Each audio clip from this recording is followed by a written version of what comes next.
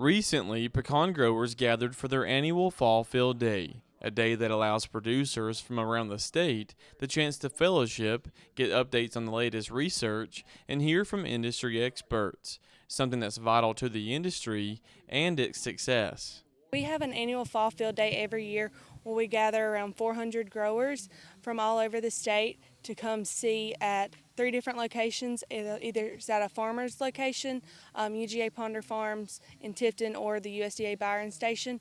This year we have chosen a grower's facility. This is an opportunity for our growers to learn what other growers are doing on their facilities and operations. It's a way for our researchers to present what they have, their findings throughout the year, and a way for growers to network and connect with each other. While their attendees also got an update on this year's crop from Lenny Wells, Extension Pecan Specialist with the University of Georgia, who spoke about the growing season and the many challenges it presented. The growing season this year has been a little challenging, as they always seem to be. We had good weather early on.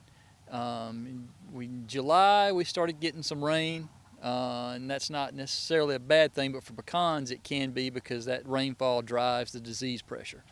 And we had a period there through July and into early to mid-August that it was challenging to keep up with those sprays, because it was raining every day in many places, and they were having a hard time getting out there and keeping the nuts covered. So that was a challenge, and then more recently it's turned dry right here at the time where pecan trees really need the water the most to fill those kernels.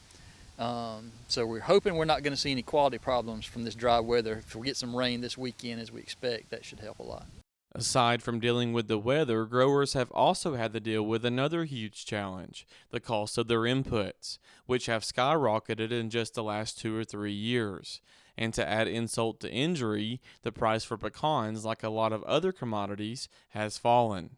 Certainly input costs are a huge one. And then just our price that we get for the crop.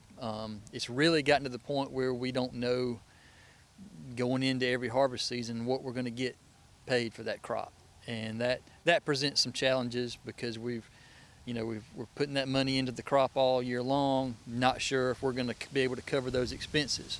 And that's not uncommon in agriculture. That's just about anything you grow, you see that, but it's become an increasing problem in pecans over the last few years. However, despite the many challenges growers are facing, Wells believes that they should still have a decent crop this year. We've got a pretty good crop in Georgia this year. I wouldn't say it's a record crop or anything, but it's a good average, decent crop. Most growers, it looks very well.